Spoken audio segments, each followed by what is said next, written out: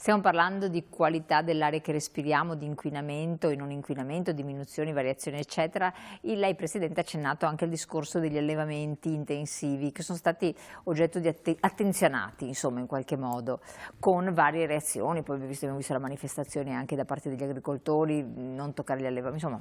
si è mosso il mondo. Qual è la situazione oggettivamente? Allora, oggettivamente l'agricoltura per quanto riguarda la qualità dell'aria è una componente responsabile per quasi un terzo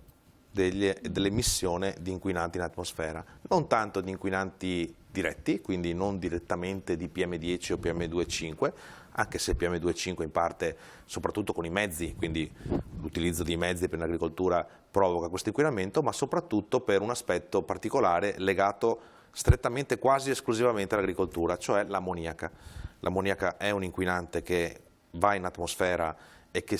è detto un precursore del PM10, ecco, per capirsi. Certo. Quindi arriva in atmosfera, si compone con altre particelle, con altri inquinanti e forma il particolato.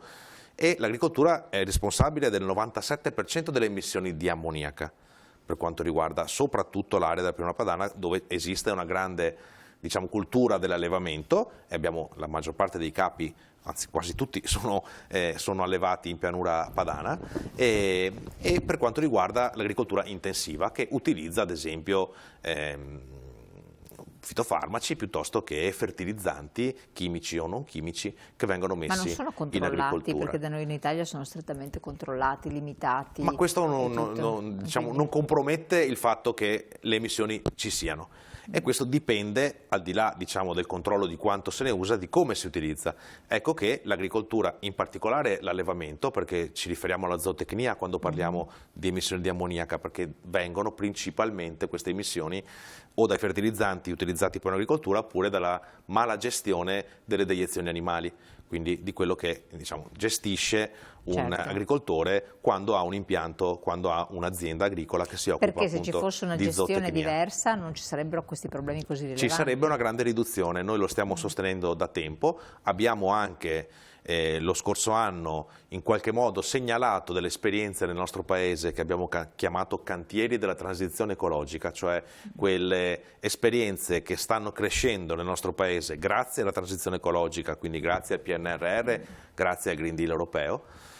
che stanno crescendo e realizzandosi nel territorio e che contribuiscono alla lotta al cambiamento climatico oltre che alla lotta all'inquinamento. È il caso ad esempio di un impianto in provincia di Vicenza che l'anno scorso è stato inaugurato, al quale abbiamo partecipato insieme agli agricoltori, insieme a alcune sigle, diciamo, di categoria di agricoltori, che gestisce in modo ottimale le deiezioni animali e quindi recupera le deiezioni animali dagli allevatori, le gestisce in un impianto di gestione anaerobica. Lo fa e quindi già raccogliendo diciamo, i liquami e gestendoli riduce quelle che sono le emissioni di quando un liquame viene lasciato in una vasca spesso aperta, perché poi il problema è l'emissione che viene da un materiale che viene lasciato non trattato. Lo gestisce, da questo materiale produce biogas e biometano e quindi un contributo alla decarbonizzazione del nostro paese e quindi cioè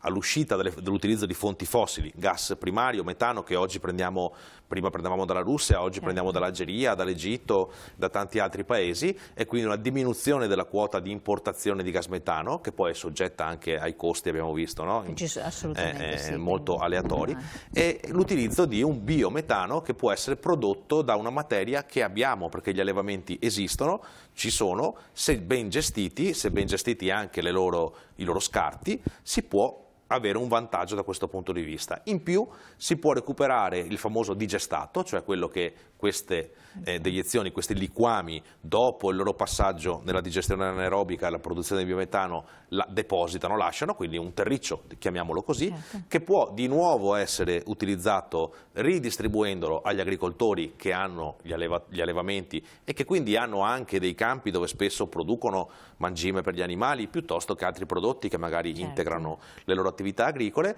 e lo possono distribuire sui campi dandoci una mano a lottare contro la desertificazione, perché spesso noi dimentichiamo che quando si parla di desertificazione dei terreni non stiamo parlando dell'Africa centrale, del deserto del Sahara e di luoghi lontani, stiamo parlando anche della nostra pianura padana, perché un territorio soggetto a agricoltura intensiva in generale, è un territorio soggetto a un uso del suolo che necessita di fertilizzanti. Se questi possono essere naturali, quindi le deiezioni animali invece che chimici, è un grande vantaggio per l'ambiente e per le emissioni in atmosfera, oltre che per le immissioni in falda, perché poi se non vanno in atmosfera finiscono in falda e ce le ritroviamo o nell'acqua o nei corsi d'acqua e poi al mare, e quindi gli agricoltori che ne sono oggi consapevoli di questo possono mettere in campo degli strumenti che sono la gestione ad esempio consortile, quindi non ognuno per sé ma tutti insieme gestire in un'area consona ovviamente, quindi limitrofa, i loro reflui e la redistribuzione in campo, facendo come chiede l'accordo di bacino padano, e quindi Regione Veneto, Regione Lombardia, Emilia Romagna, Piemonte insieme al Ministero, come chiedono loro di fare, facendo la reintroduzione in terreno non a spargimento, e quindi non spruzzando nei campi, spesso vediamo che vengono spruzzate questi reflui per comunque dare sostanza organica, e va bene, ma dovrebbero farlo con le nuove tecnologie che ci sono, che sono finanziate dalla PAC, che spesso viene ostacolata, ma che in realtà dà le risorse per fare gli investimenti agli agricoltori, risorse extra, quindi a cui loro hanno accesso, per fare ad esempio l'interramento di questi liquami, o meglio digestati, che se vengono interrati producono circa l'80% in meno di emissione di ammoniaca in atmosfera, perché l'emissione di ammoniaca che viene da quel digestato avviene scientificamente entro le prime 24 ore viene 70-80% delle emissioni. Se noi le interriamo, quindi le mettiamo sotto il primo strato di terreno, fermiamo l'emissione di ammoniaca immediata e facciamo attivare tutte quelle che sono, diciamo, le conseguenze. Quindi è fattibile, è magari più costoso forse questo? Sicuramente le tecnologie sono più costose, ma è un investimento che a lungo andare è un investimento che fa guadagnare gli agricoltori, perché fa coltivare meglio la terra, fa ridurre l'apporto di fertilizzante chimico, e quindi posso rinunciare all'acquisto di fertilizzanti chimici, l'urea, ecco, per capirsi, che viene dall'est Europa, quindi i costi non è che sono così, anche dal punto di vista ambientale non è poco impattante, ecco, andare a acquistare prodotti che vengono dall'est Europa, magari non controllati e quindi che non sappiamo cosa sono, ma posso usare una materia organica mia, perché le deiezioni degli animali sono nostre, sono i loro prodotti, e possiamo, con investimenti pagati dall'Europa, già previsti dall'Europa, dalla PAC, già previsti dal piano di sviluppo rurale, ad esempio di Regione Veneto, quindi le risorse ci sono, basta che se le vadano a prendere, e possiamo ottenere grandi risultati che migliorano la qualità dell'aria, oltre che migliorare la qualità del lavoro degli agricoltori, perché un terreno fertile è un terreno che produce di più, produce meglio. Ma voi di tutto questo avete già parlato con gli agricoltori, avete avuto modo di fare un confronto, di spiegarle questa utilità? Noi spesso ci confrontiamo con gli agricoltori, con gli imprenditori agricoli, con gli imprenditori che diciamo, propongono questa tipologia di tecnologia che deve affiancare l'agricoltore. Ecco, su questo c'è tanta strada da fare, spesso l'agricoltura si è posta fino ad oggi in maniera, diciamo, facendo un po' di barricate rispetto a quelle che le possiamo chiamare innovazioni, quindi metodi nuovi di fare ciò che loro ritengono di saper fare da tanto tempo, e su questo non abbiamo assolutamente niente in contrario, perché sappiamo che l'agricoltura è un'agricoltura capace di realizzare, diciamo, qualità di prodotti molto alta, penso alla nostra regione, il radicchio, piuttosto che l'uva e il vino. Insomma, abbiamo una qualità veramente importante, una capacità degli imprenditori agricoli di essere, diciamo, attenti e saper lavorare. Però ci sono delle innovazioni che riguardano proprio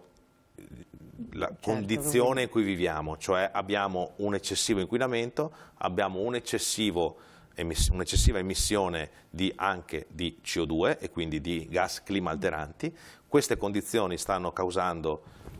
il cambiamento climatico, o meglio il riscaldamento globale, l'aumento di temperatura, tutto quello che vediamo che poi provoca conseguenze Però in se- primis per l'agricoltura, quindi lo stanno capendo anche loro, perché i danni più gravi dalle... Però questo è, adesso noi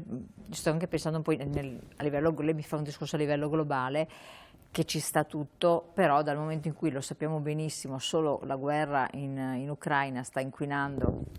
in modo inverosimile una zona con conseguenze enormi, Certo. mi viene anche da sorridere che uno dice cosa vuoi che faccia, 4 cose fatte, se è per la pianura padana in sé per sé, lo fai per te, vabbè, però poi guerra in Israele, sono le guerre e hanno fatto dei calcoli, devastano l'ambiente a livello globale e la produzione di tutto quello che ne consegue, che viene un po' da ridere, cioè dice o tutto il mondo si mette d'accordo di usare un certo tipo di comportamento per tutelare l'ambiente a livello mondiale, ma altrimenti se uno dalla parte inquina come milioni di volte può fare quello che succede un agricoltore con i suoi animali, quello da ridere, cioè, adesso penso che sia molto interessante far capire cosa sul territorio per il territorio puoi fare, perché a livello globale succedono cose Certo. che veramente lasciano allibiti per l'ambiente, solo per l'ambiente, non entro nel merito se guardi, c'è giusto o non giusto, la però capisco per bene, l'ambiente. detto che ognuno deve fare la sua parte, perché altrimenti evidentemente se ognuno non fa la sua parte diventa ancora tutto più complicato, e quindi è per questo che ad esempio la Lega Ambiente è un'associazione che da statuto è pacifista, chiede la pace nel mondo, chiede la pace nei processi, diciamo, che si instaurano invece di conflitto, perché non possiamo permetterci di vivere nel conflitto, nelle complessità e avere ricadute poi negative. Basti pensare che la guerra tra Russia e Ucraina ha riattivato ad esempio le centrali a carbone in Germania, che erano state oppure dismesse. I trasporti che fanno il giro del mondo per arrivare, che quindi consumi però di più. Sono contingenze legate agli accadimenti. La realtà è che esistono già degli accordi internazionali presi dalle Nazioni Unite, quindi da 193 paesi del mondo che afferiscono all'ONU e alle Nazioni Unite. Ci sono già degli accordi presi per quanto poi è accaduta, veniamo nell'Europa, e ci sono già nella nostra Europa degli accordi presi e sviluppati con delle direttive, dei regolamenti che entrano in vigore e che ci aiutano a affrontare poi come singoli stati, come singoli paesi, quelli che sono il raggiungimento degli obiettivi, anche con le dovute risorse finanziarie. Quindi esiste un impegno globale, perché il riscaldamento del pianeta vale per tutti, vale per i paesi ricchi e per i paesi poveri, vale per gli imprenditori, vale per gli operai, insomma non c'è una diversità, colpisce tutti e non tutti nello stesso modo purtroppo, perché qualcuno subirà conseguenze più gravi, magari chi ha meno risorse, però tutti sono colpiti da quello che sta accadendo a questo pianeta e tutti dobbiamo agire. Certo, è come dire che a scuola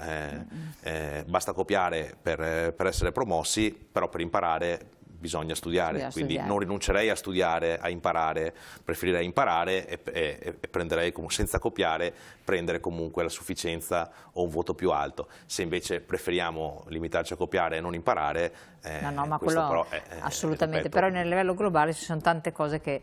vengono messe in discussione, anche le auto elettriche, i primi propugnatori che venivano dagli Stati Uniti centrali, zona California, sono rimangiati da soli tutti, dicendo nell'economia globale no, sono più inquinanti che altro. Guardi, poi è lanciato il business e dopo su questo c'è un elemento che noi ricordiamo sempre: l'auto elettrica non risolverà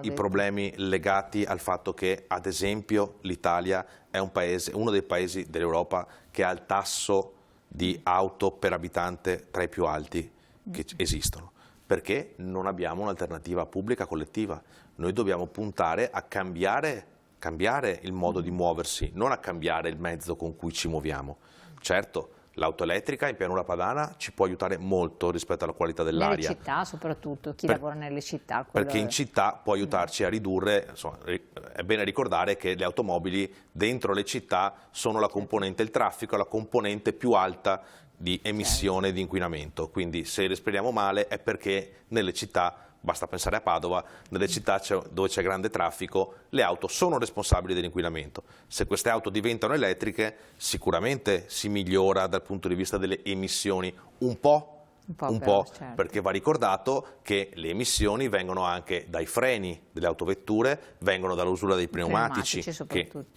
restano quelli, insomma ecco, ci sono spesso, diciamo, per far partire delle cose si è creata un'aspettativa troppo elevata sui vantaggi ambientali che queste portano. È innegabile il vantaggio, ma non è la soluzione. Noi dobbiamo uscire dalla dipendenza dell'auto privata e questo dipende dalle politiche di welfare che il Paese mette in campo e che oggi non ha messo in campo mai. Noi non abbiamo un trasporto ferroviario che sia degno di un paese sviluppato, non abbiamo i servizi di mobilità, non abbiamo servizi, perché quando noi oggi siamo soggetti al blocco delle auto, ad esempio all'Euro 4, all'Euro 3, quando l'aria è inquinata, che dobbiamo stare a casa, non abbiamo servizi sostitutivi, non abbiamo l'accesso al trasporto pubblico. Guardi, in Inghilterra, quando è il mese del tuo compleanno, esistono dei luoghi dell'Inghilterra dove viene sviluppata questa proposta, il mese del tuo compleanno l'azienda del trasporto pubblico ti regala un abbonamento mensile. Però in Inghilterra lo puoi utilizzare. E lo puoi utilizzare su tutti i mezzi, perché esiste l'integrazione tariffaria. Esatto, noi ancora non abbiamo raggiunto il biglietto unico, e quindi non siamo ancora stati capaci di mettere in campo un biglietto unico, ancora non abbiamo l'integrazione tariffaria tra una provincia e l'altra, quindi tra un servizio pubblico in provincia di Treviso piuttosto che in provincia di Padova, ancora non abbiamo un modo di muoverci che sia slegato dall'utilizzo dell'auto privata. 1 minuto e mezzo alla chiusura. Io volevo parlare della direttiva Green, 2 parole proprio, ci spieghi? Sì, è stata approvata, passata? Sono un po' di mesi che in Europa, un po' di anni, ma negli ultimi mesi si è discusso molto di questa direttiva, si chiama direttiva Case Green, è nota come Case Green, è una direttiva che è stata approvata recentissimamente e devo dire con grande rammarico, purtroppo con uno sbarramento dei deputati del nostro paese, in particolare del gruppo dei Popolari, che si sono schierati contro questa direttiva, che è una direttiva che prevede al 2050 l'uscita da edifici che emettono emissioni, quindi bisognerà fare in modo che gli edifici nuovi in particolare, quindi tutto il nuovo che si costruisce e tutto ciò che si deve restaurare e recuperare sia a emissioni zero. Questo significa uscire dall'utilizzo ad esempio delle fonti fossili, del gas metano piuttosto degli impianti a gasolio che ancora abbiamo nel nostro paese, piuttosto che la qualità dell'abitare, quindi come si costruiscono le nostre case e come si costruiscono i quartieri che ospitano le nostre case. È un impegno molto arduo, però che tutta l'Europa ha voluto approvare, quindi dai paesi diciamo più indietro dell'Italia, diciamo così, a quelli più avanti di noi, che tutti i gruppi politici, compreso il Partito Popolare, tranne gli italiani, hanno voluto sostenere. È un impegno di nuovo che ci aiuta a migliorare la qualità della vita, dell'abitare delle persone che hanno bisogno di case di qualità e non hanno le risorse da soli per migliorare il patrimonio individuale. Ritrovare le risorse? Beh, guardi, noi abbiamo uno strumento molto importante che si chiama Documento di Economia e Finanza. Ce lo ha lo Stato, il DEF, il famoso DEF che ogni anno viene discusso. Ce lo ha lo Stato, il Governo, ce lo hanno le regioni. E il nostro DEF è obbligatoriamente da mettere in connessione con gli obiettivi di sviluppo sostenibile, che sono globali, i famosi goal, i 17 goal che le Nazioni Unite hanno declinato e hanno messo, quindi tutti i paesi hanno deciso insieme, compreso l'Italia, e hanno messo nel piatto.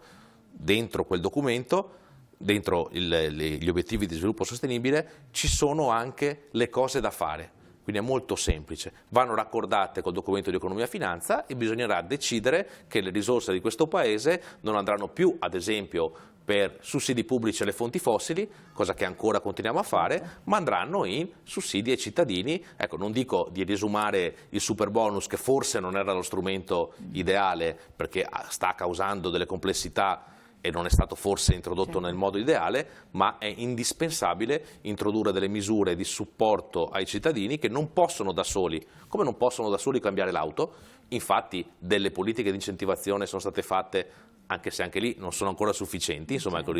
diciamo così,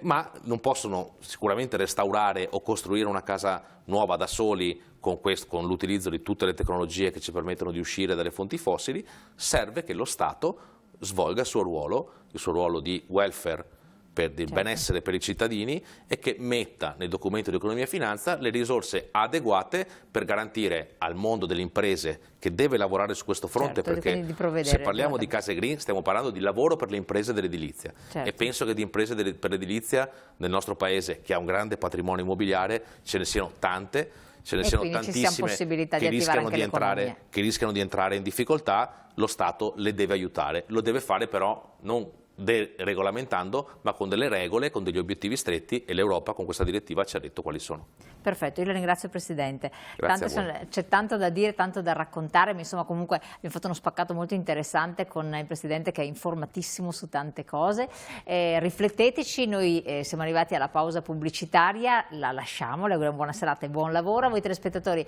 pochi secondi, torniamo insieme, abbiamo un'altra intervista. Grazie, a tra poco.